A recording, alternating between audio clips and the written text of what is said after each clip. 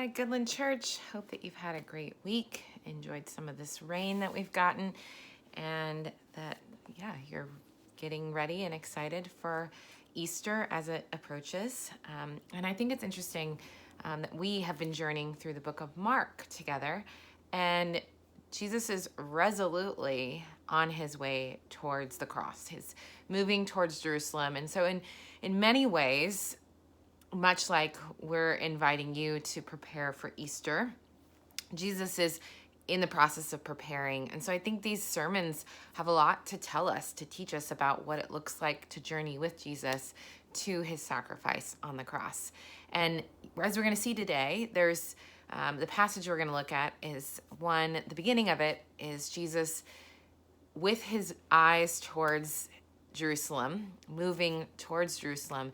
He is predicting what is going to happen to him. And this is the third prediction that has come out of Jesus's mouth about his death and his resurrection. And so interesting that this is the third one. It's the most detailed one of them all. And so let's take a look and dive in and see how Jesus is making his way towards Jerusalem. So we're starting in Mark chapter 10, verse 32 today. They were on their way to Jerusalem, up to Jerusalem, with Jesus leading the way, and the disciples were astonished, while those who followed were afraid. Again, he took the 12 aside and told them what was going to happen to him. "We are going up to Jerusalem," he said, "and the Son of Man will be betrayed to the chief priests and teachers of the law. They will condemn him to death and will hand him over to the Gentiles, who will mock him and spit on him, flog him and kill him. 3 days later, he will rise." Then James and John, the sons of Zebedee, came to him. "Teacher," they said, "we want you to do for us whatever we ask." "What do you want me to do for you?" he asked. Let one of us sit at your right and the other at your left in your glory." "You don't know what you're asking," Jesus said.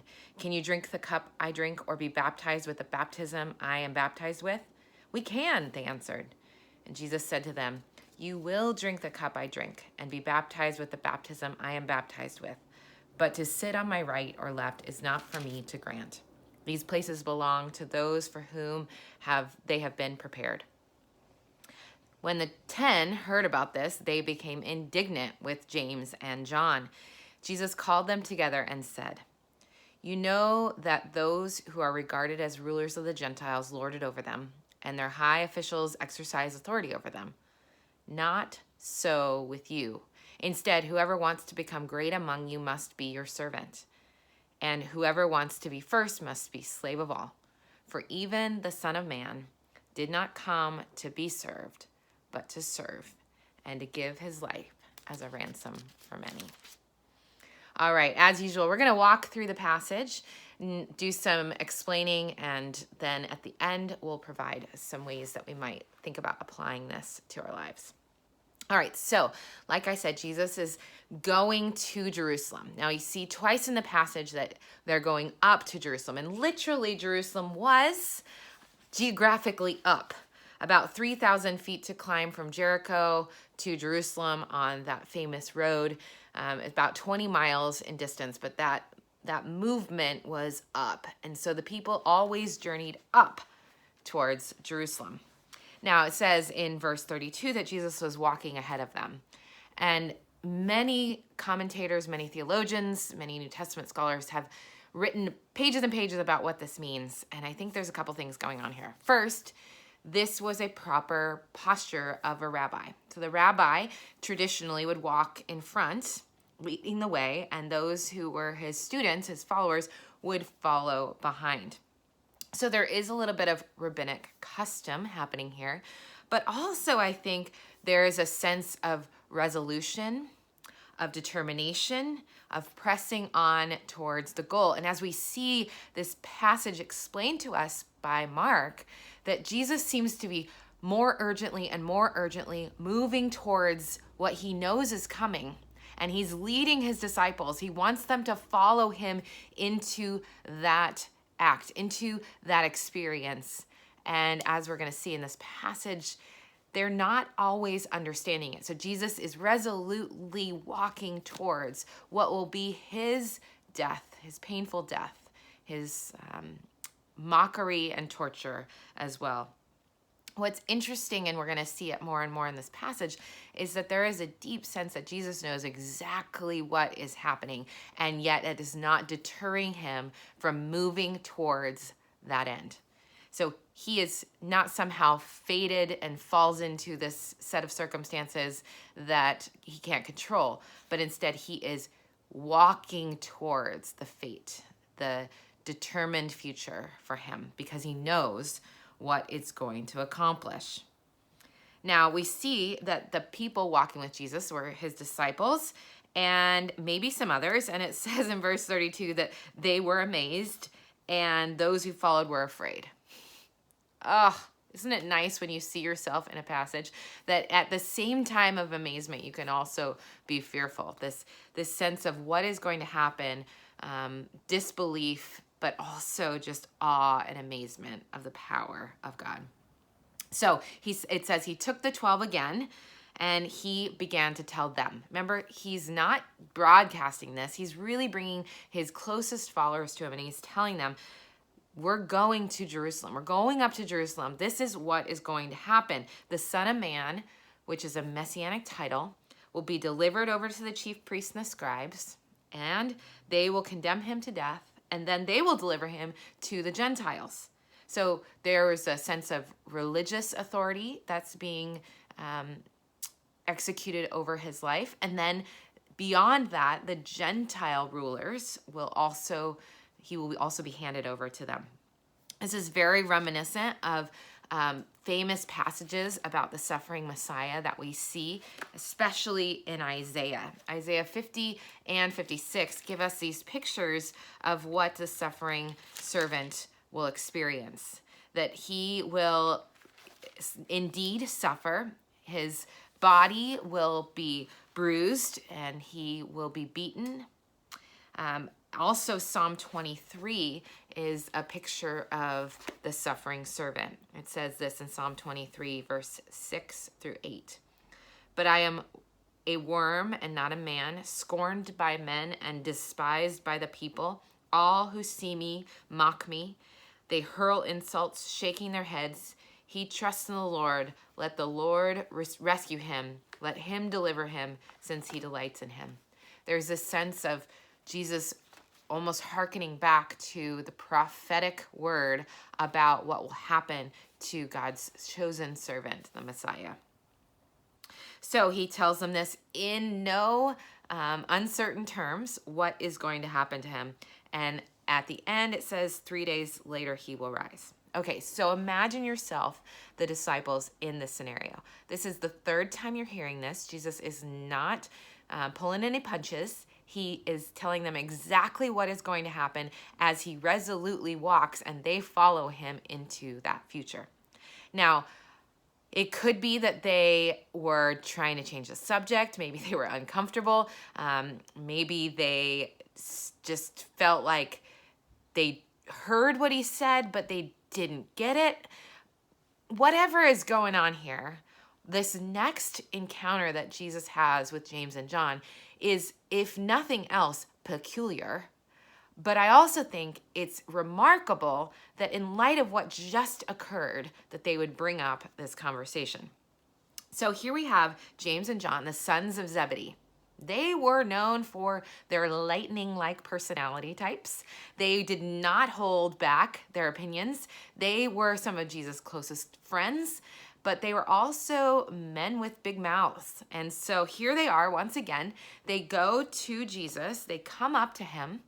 Now, I just want you to know that in Matthew's account of this encounter, it's their mother that makes this request, which is an interesting familial connection to Jesus. But here we see Mark saying that it was James and John. They went up to Jesus, and notice the language in verse 35. It says, "We want you to do for us whatever we ask."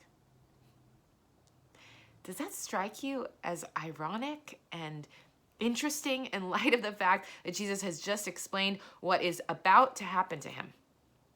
And they say, "We want you to do whatever we ask." And Jesus' response, friends, Jesus' response is not, get behind me, Satan. He's done that one before. But instead, what do you want me to do for you? And they said, grant us, give us the ability to sit on your right hand and on your left hand in your glory. Okay, what's happening here? Right hand and left hand were two positions in of greatest prominence. So if you sat on the right hand of someone in authority, that was the number one seat of prominence behind that person of authority. And then the second position behind that would be on the left side. So here they are asking for, when Jesus is glorified, when he is in his prominence again, that they would be the people closest to him in prominence. So they want to sit right up and close to him.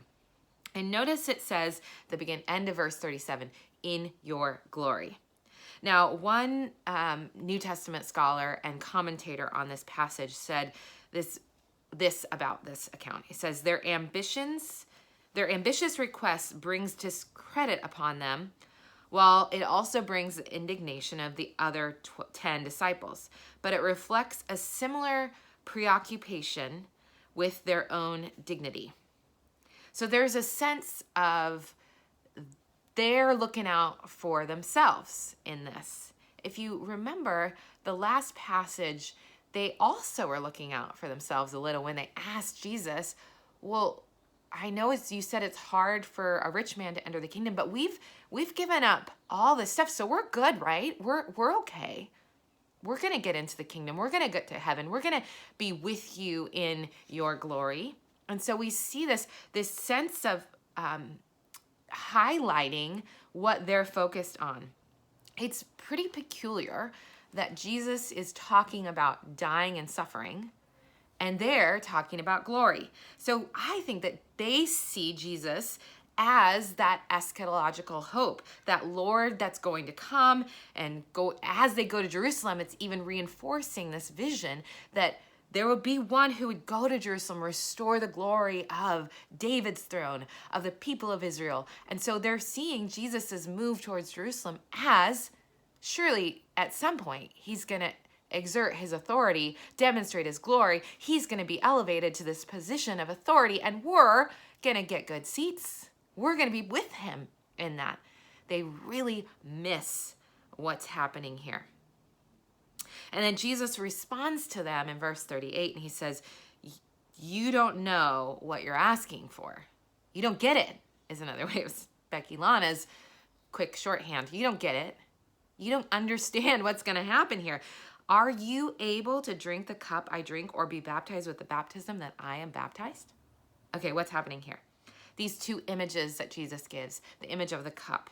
Now, this is often in scripture symbolic of joy, symbolic of salvation, but it's also most commonly a symbol of the wrath of God, the judgment of God.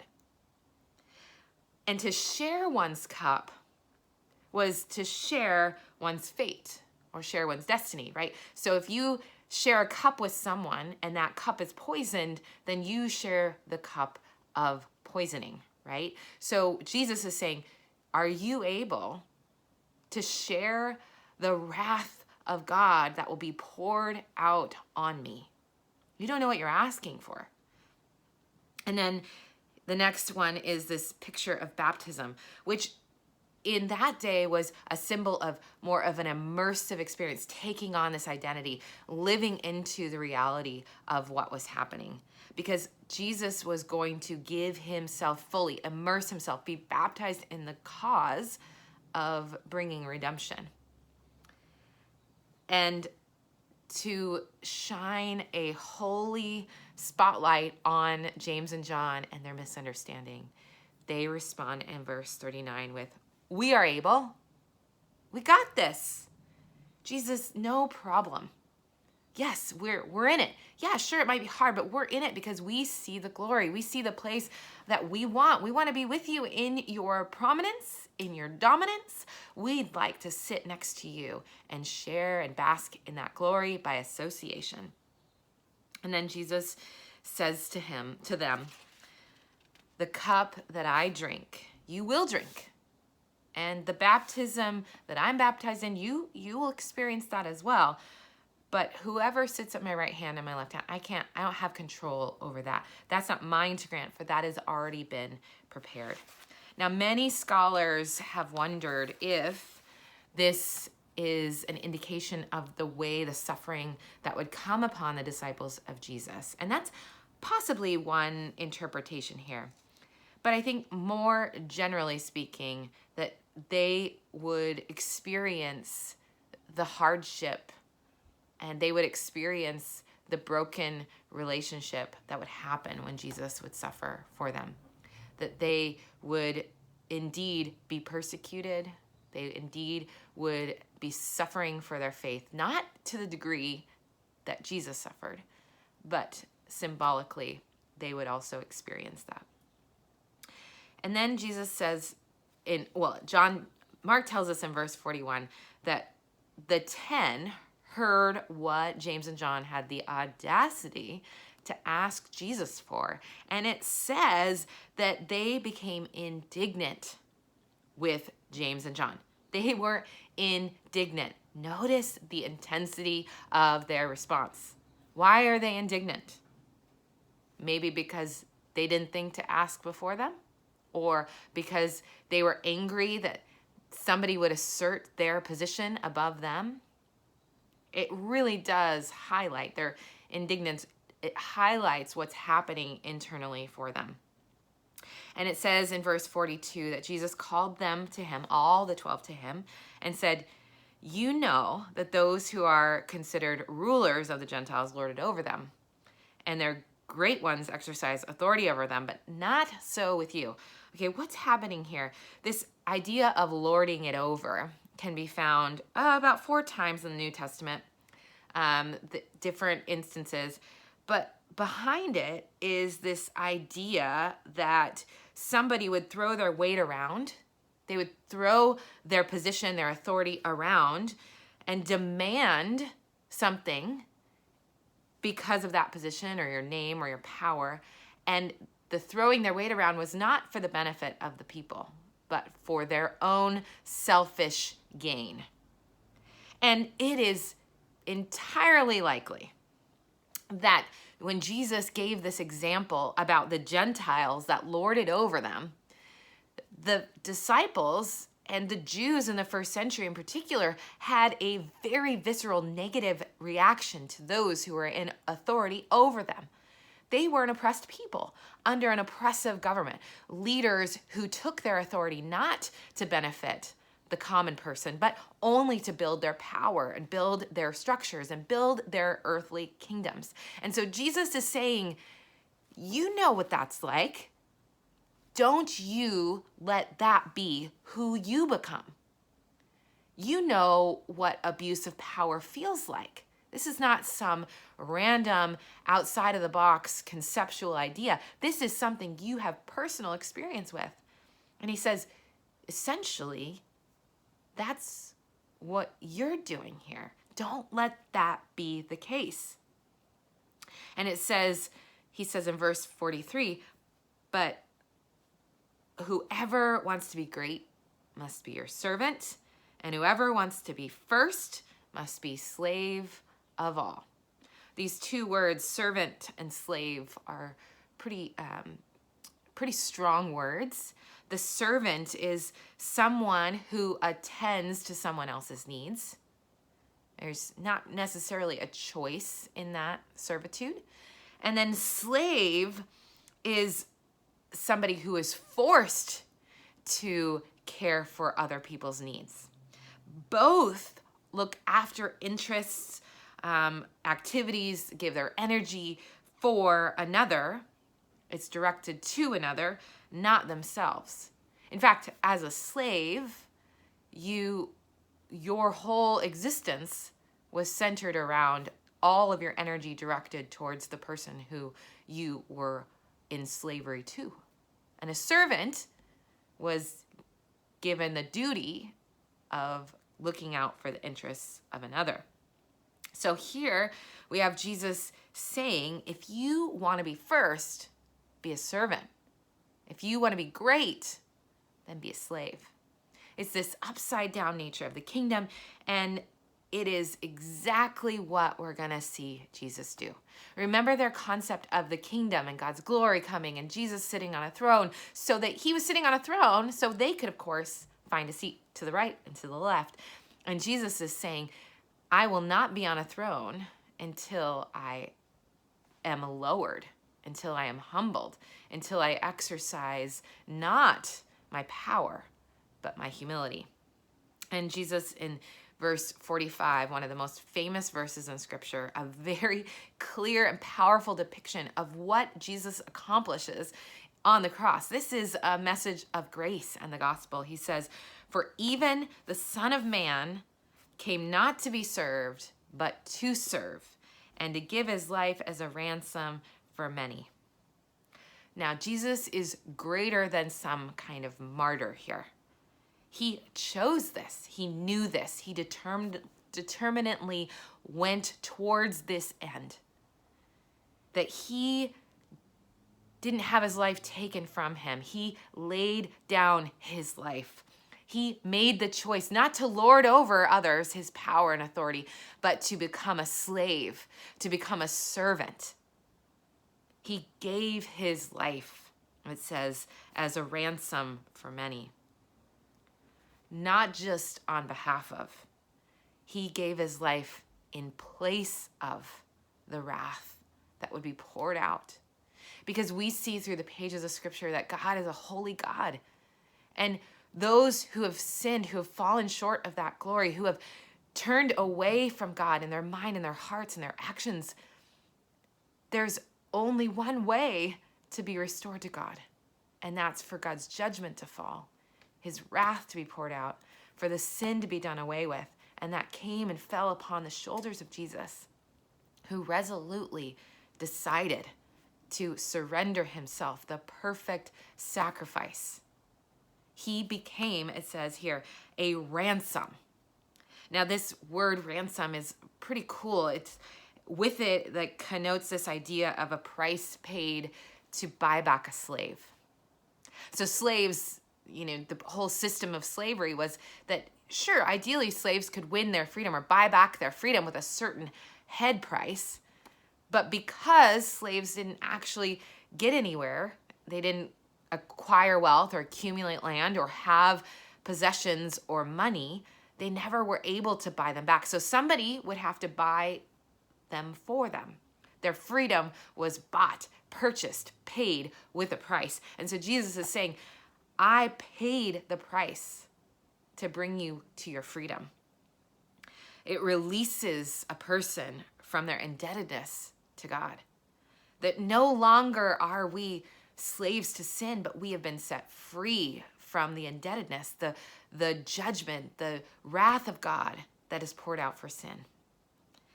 And he dies in our place. The guiltless man for the guilty humanity. The perfect, spotless lamb for the sinners that we are. The perfect, pure, holy sacrifice, God himself, paid the price for you and for me to be won back to God, to be free, to be restored in relationship to God. Isn't that a beautiful picture? That the Son of God did not come to be served, but he came to serve. He came to become a slave so that you and I might be restored and redeemed, that our pardon would be given, we'd be bought back, ransom paid, sins washed away and forgiven. All right, so what are some ways that we can apply this passage? First of all, gratitude in recognizing that we are sinners and in desperate need of someone to purchase our freedom.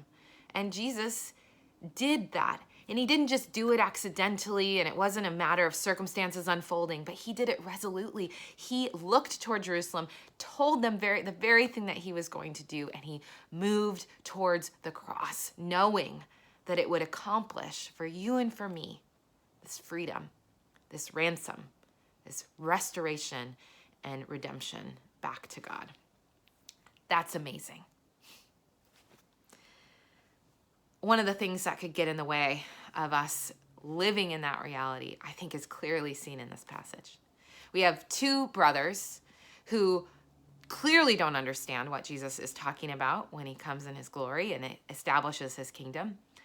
And what is highlighted here is their own desire, their own selfish ambition that has taken their eyes off of what's really going on. And as if it weren't just them, the other 10, guys, these are the 12 closest followers of Jesus. They've heard him talk about his death. They've seen him do all these things. They've listened to his teaching, and they haven't gotten it. Because still clouding their judgment, clouding their vision is this selfish ambition. And what happens in the 10, I think, has highlighted this rivalry, right? So they not only are mad that James and John got there first or asked it first, but that they potentially weren't going to get it because the two of them asked first. Selfish ambition and rivalry are on display in this passage. Friends, how lonely for Jesus. Here he is saying, I'm about to accomplish this thing. I'm going to the cross. I'm heading to Jerusalem. And here they are totally misunderstanding what's going on. And he is knowing just in a matter of time that he will be rejected, he will be humiliated, he will be tortured, and he will face his death. I wonder how you might be struggling with your own vain conceit and selfish ambition. Sometimes it becomes spiritual for me. Sometimes I just say, God, I want to do great things for you. Or I care about my reputation and want to be associated with good things. And so I tack these spiritual clauses onto my own desire for greatness.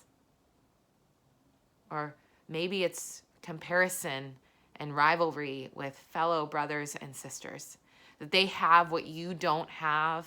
Their faith looks different than your faith. Their blessings are greater than yours. I don't know what it is, but the more we look at each other and compare, the less we can clearly see who Jesus is. It's interesting that John, the same John, this guy who did not get it right in this instance, he writes later in 1 John 3 about kind of, I think, on the other side of the cross, understanding what is at play. And he says this, he says in verse 16, it says, and this is how we know what love is. Jesus Christ laid down his life for us, so we ought to lay down our lives for our brothers. If anyone has material possessions and sees his brother in need but no pity on him, how can the love of God be in him? Dear children, let us not love with words or tongue, but with actions and in truth. This is how we know that we belong to the truth and how we have set our hearts at rest in his presence. Do you see that this same John is saying, we have been loved, so we ought to love. We have been given everything we need, so we ought to extend what we have for those in need. We can't just say we love and not let our actions follow. And so I wonder if there's anything in your life that is a good application for how to seek not rivalry or comparison or selfish ambition, but to lay down your life, to look after the interests of others. Because that's what Jesus did. He said, be a slave, be a servant. Let your focus, your attention be on another's interests, be on somebody else's concerns, be on someone else's needs. Because that's what Jesus did. So John tells us, love as Jesus loved us. He laid down his life for us. We ought to lay down our lives for one another. So instead of seeking success, possessions, acquisition, recognition for yourself, I wonder how you could turn that and seek it for somebody else. Highlight it for someone else. Lay down your life for someone, showing love, becoming a servant, looking out for somebody else's interests. And we do it rooted in the incredible gratitude of a God of abundant love, the God who did redeem us, who did restore us, who gave his life as a ransom for you and for me. And out of that awe, out of that wonder, out of that gratitude, we can sacrifice and love and serve one another.